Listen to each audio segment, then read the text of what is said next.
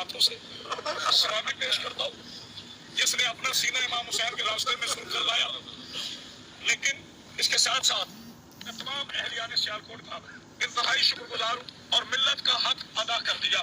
صبح سے اب تک میرے پورے سیالکوٹ کے نوجوانوں نے ملت اس جگہ پہ موجود ہیں۔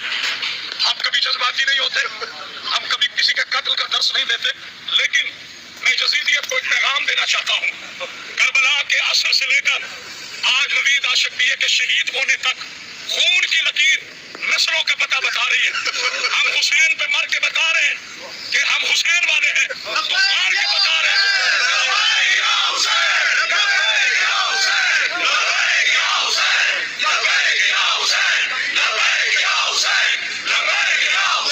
ہم پاکستان کے امن کے خواہ ہیں۔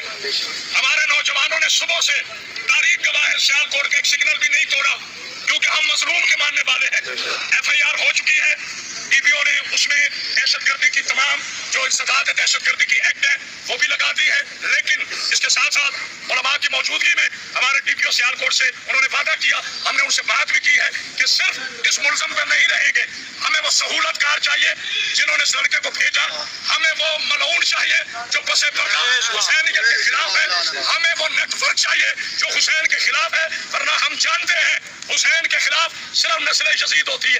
ہمارا یہ ایمان ہے، نہیں سزاداری کا حافظ کوئی شیعہ نہیں، کوئی سنی نہیں، کوئی دیوبندی نہیں، کوئی اہل حدیث نہیں، میرے اللہ کا پروردگار کا وعدہ ہے تم میرے ذکر کو بلند کرو، میں تمہارے ذکر کو بلند کروں۔